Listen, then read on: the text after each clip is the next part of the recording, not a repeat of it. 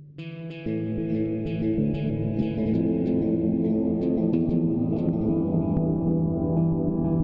what up people, this is Mosen here with MTA episode 24, and the topics are going to be the Dev water cooler inside the World of Warcraft Classic BlizzCon demo.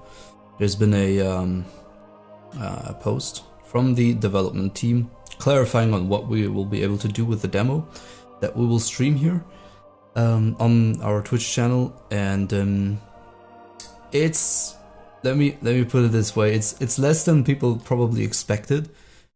I expected something, you know, along these lines, although I didn't expect it quite the way it should it's gonna be.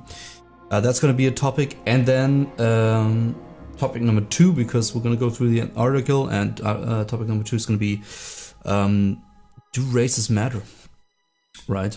Do races matter in World of Warcraft?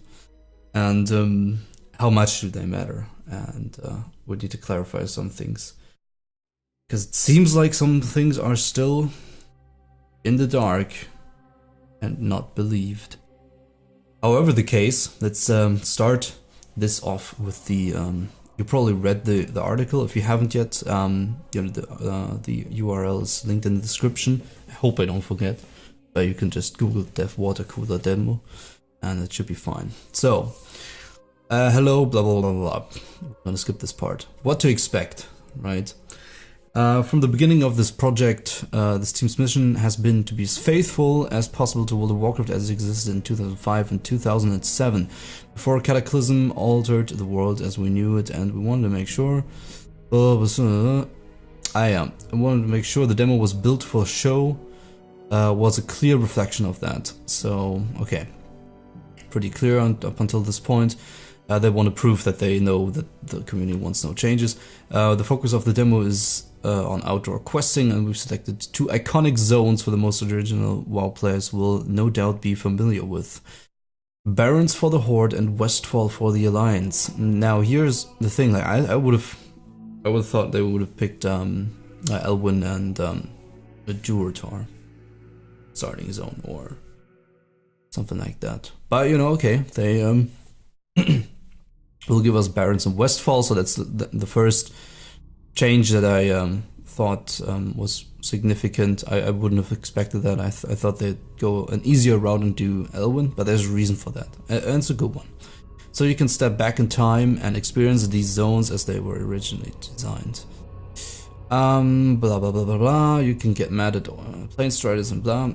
You might even that's blah. Because it's a demo. Now here's the interesting part. We don't need to all the stupid stuff. Because it's a demo, there will be some limitations on the content. The Deadmines and the Wailing Caverns dungeons won't be available. That's okay. I expected those dungeons to be in there. Only PvP will be dueling. Again, pretty clear. And you won't be able to visit zones other than Westfall and the Barrens. Thought so. We also typically limit the time our BlizzCon attendees can play a demo, and that will be the case for BlizzCon WoW Classic demo players at home. And here comes the Pepe, right? Because I already read the comments below and it's funny. So if you want to do yourself a favor, scroll down and read the comments a little bit. I paid $50 so they still get limited time. Oh, shut up. You know, it's if you're that stupid to believe that you're gonna pay $50 to play 8 days of 1 through 60 demo. I mean, it's a demo, right? You shouldn't buy this just for the demo. You shouldn't buy this ticket just to play classic demos, unless you have the money and you don't care about it, right? It's a BlizzCon ticket. You're supposed to watch the BlizzCon, and it's a goodie you get.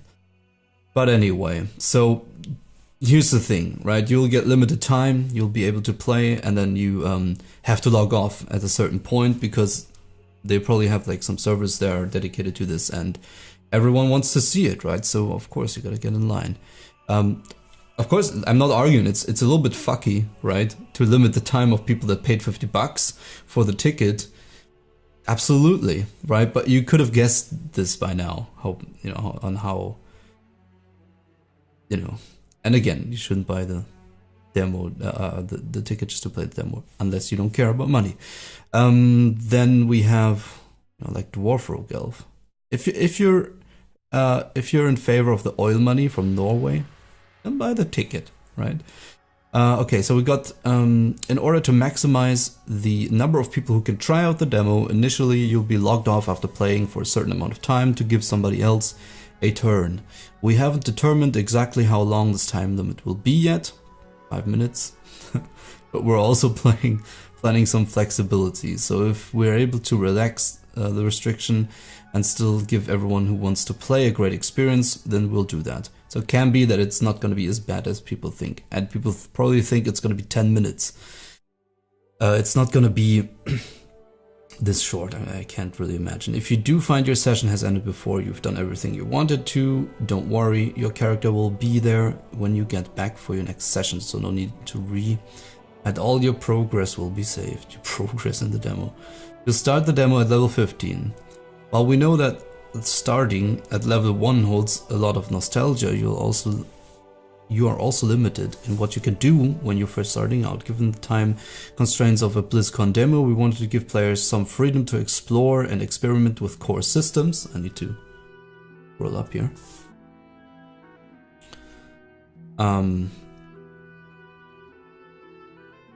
Yeah, we're here. We wanted to give players freedom to explore and experiment with core systems like talents or professions which are unavailable at level 1. We also wanted you to be able to get a good sense of the original class played. At level 15, warriors have defensive stance, etc, etc. Hunters have pets. So at this level, you really start to feel like your class has some of the key tools that make the class distinct. Additionally, all characters will be kept at level 19, twink BGs. Sadly, there's no BGs. But you can create multiple characters, so you can try out as many classes and races as you'd like. Excuse me. I just had my first coffee and gone up at like 8.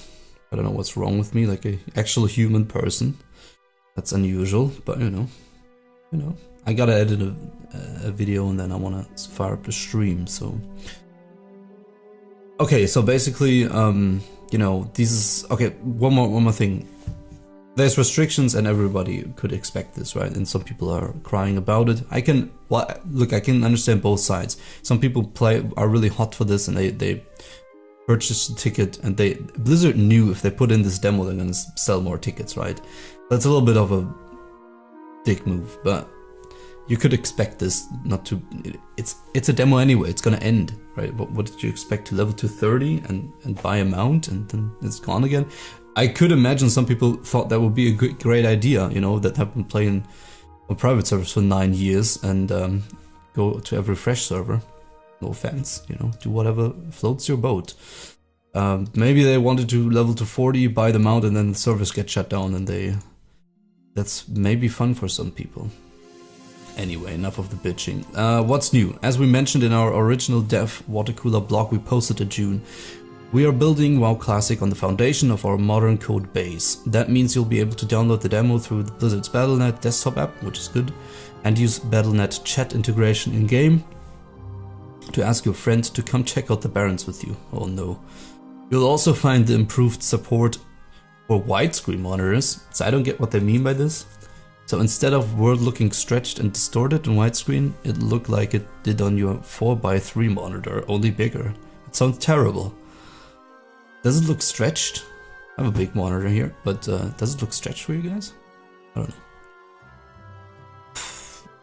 Maybe, I mean, if it looks better, I'm absolutely fine with it. So all of the current games tools that help ensure World of Warcraft is a welcoming and fair environment, such as right-click player reporting, will also be in the BlizzCon WoW Classic demo. Cheat spots and other exploitive behavior will also not be allowed, and the modern engine no longer permits some behaviors that could be used to get out of bounds. Support for 32-bit clients has also been removed. One of our core values is play nice, play fair, and we want to do everything we can to ensure that few bad apples don't ruin the experience for others. This is good, and I like this paragraph a lot, right? And I think even Asfand commented below this, saying like he doesn't like the right-click report play, because basically he's saying you should take the time to go into the thing and write a report why you're reporting people. I don't know if it's really just a right-click report. It's really not saying much. In that regard, he's right. I like the implementation of a system to play nice, play fair, though, because let's face it, sadly, the classic community is great, but the classic community also has a few very vocal bad apples that need to go to below YouTube videos of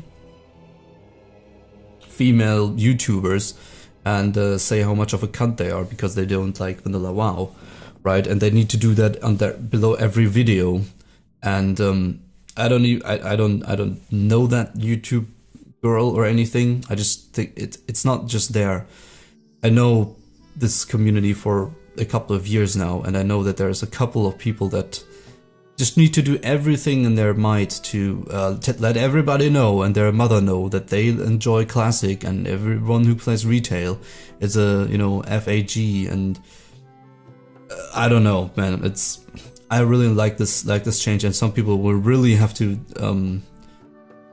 will wake up to a bad story when this system comes into play, and it's a good thing, I think, because some people just really need to learn that there's going to be consequences if you behave like a complete tool on the internet and on WoW. So that's awesome.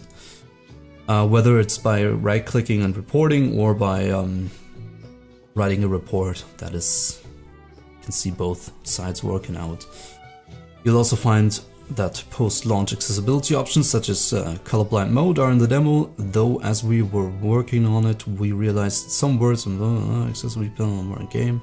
So we replaced the modern icons with some classic icons, removed the term heirloom, since it doesn't appear anywhere else in WoW Classic. It's important to us that in situations like this we blend the old and the new in such a way that it still looks and feels like the game you remember. Oh boy. And then I'll show you one see you in November, we're really excited, blah blah.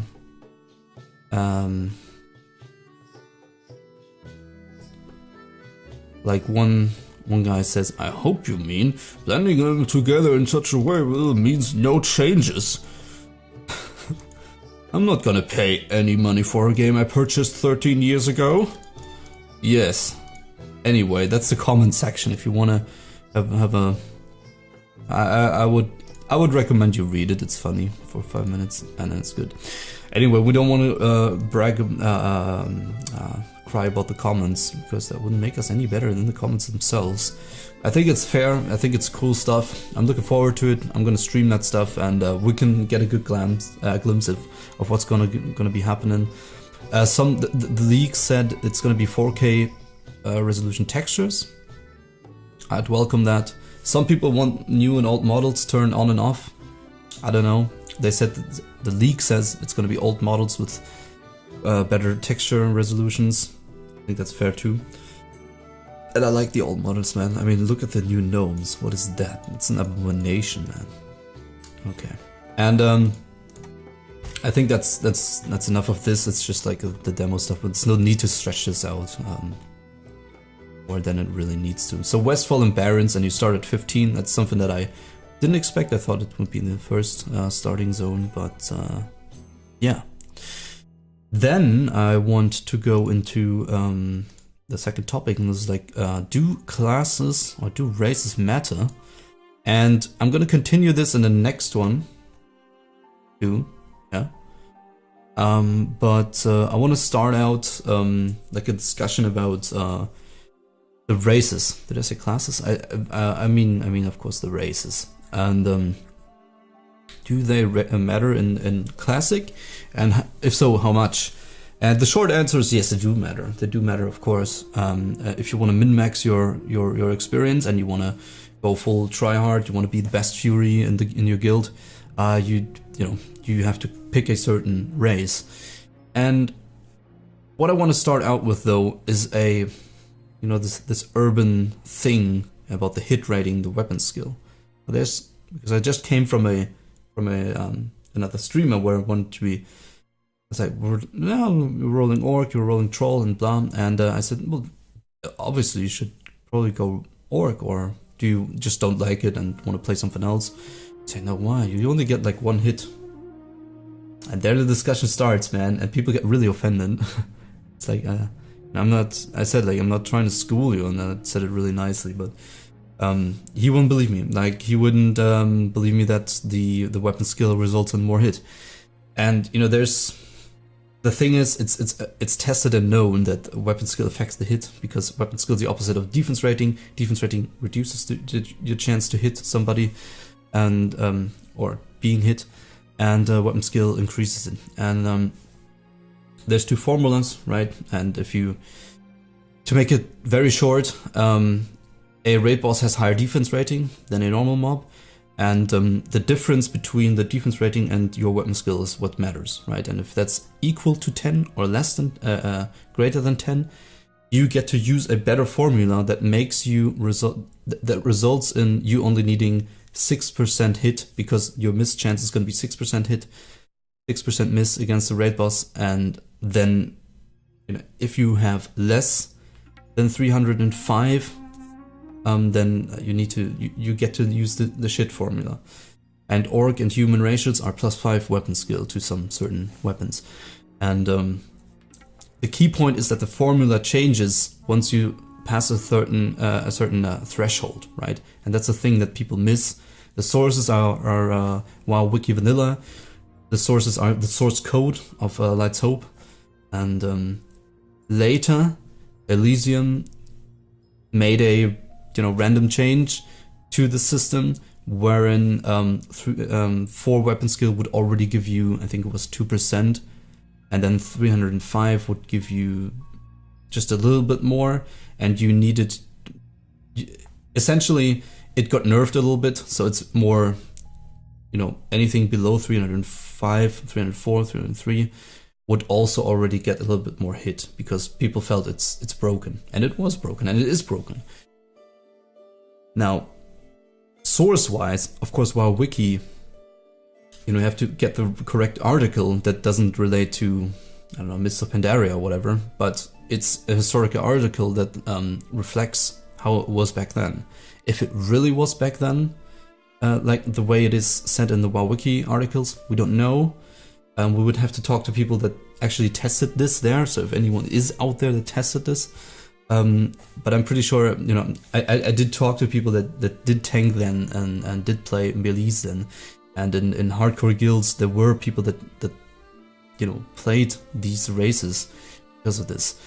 And, it's in the source code. At least we know that in some, certain projects there were, this is the absolute, you can read it out, it's known. And the key thing you need to remember is there's 2 formulas. If you pass 305 or you get to 305, you get to use a different formula, which results in essentially having less miss chance. 6% hit needed. So just this thing alone, right? And you don't have to believe this, right? I'm not here to school anybody, but if you don't believe it, Google vanilla hit humans, vanilla hit weapon skill orcs, and read some forum articles. It's a kind of a known thing.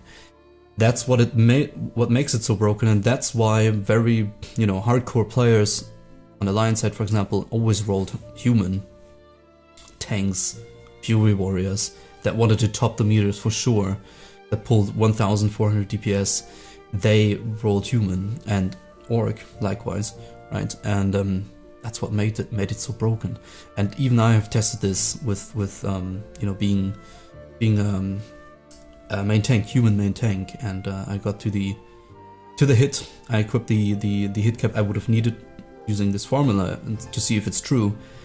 And with the shield and one hand, I didn't miss. Of course, if you dual wield, you're gonna miss, because dual wielding counts as a different thing, right? You're gonna miss more. But I didn't miss, and it's empirically tested. So that is a thing. Again, it can be, it could be that it's changed at the moment because that one project took the source code of the other, where they changed it a little bit to nerf it a little bit. But the original Blizzard thing, as far as we know, was that this was really broken, being orc and human, more broken than people think. So yeah, races do absolutely matter. Like if you want to be a top Fury warrior, there's not really anything but human, you know. There's not anything but human, because even if you exceed these 305 skill, what gets reduced is the glancing blow damage reduction, for example. And the you know, that is a huge part in white hits. Basically, you have a chance to deal less damage with a white hit, and the more weapon skill you get, the less this penalty gets, basically. So that's even better. In the next one, we're going to talk about the base stats a little bit, because this one's getting too long otherwise. But we're going to talk about the base stats a little bit, because races do have different base stats like stamina, agility, etc. Yeah, this is like probably one of the biggest. And what else do we have? I think we have trolls with bows, if I'm not mistaken. Trolls have increased bows. Now for ranged physical damage, they don't profit from I think it was, they don't profit from the improved glancing blow situation. That doesn't work there if you get ranged weapon skill, but you do get the extra or less hit cap and the improved miss situation. So that works. So troll hunter should be the best. And the same applies for dwarves with guns. Yeah, they get +5 to guns. And again, human swords and maces, and two-handed maces and two-handed swords. So that's why everyone you see that tries hard, right, is going to be a human, or so, you know, something else with Edgemaster gloves. That's what makes the Edgemaster gloves so good. That's why they go for such a high amount of gold. And again, it's a known thing. So I was really surprised that like this guy I talked to, it was all good. Like we had a good discussion about it. I was just surprised that he didn't know and he just thought it's bullshit. It's a thing, sadly, because I don't want to play a human tank again on official classic, you know. But it's too good at the moment. If they're gonna implement it like this, you don't know if they're gonna do it like this. Gnomes sadly don't have anything. I believe that was it, right? Orcs, trolls, dwarves, and humans. So yeah, races do matter, and there's, you know, in the next one we're gonna go through the racials a little bit more thoroughly, and I think it's a very interesting topic. Like, how far do you want to go? Do you really want to play like the min-max cookie cutter thing, or do you just say, because I'm torn, right? I want to play, if this stays the same, as a main tank with like probably Thunder Fury again, which is a sword. I would have to kind of go human just for the threat, because 3% hit is huge. You know, it's madness. If you don't miss anything. Of course, it's the best min-max type of thing. But I would like to play male night elf, because, like, you know, the armor, I like the attack animation of them, and the style of it, right?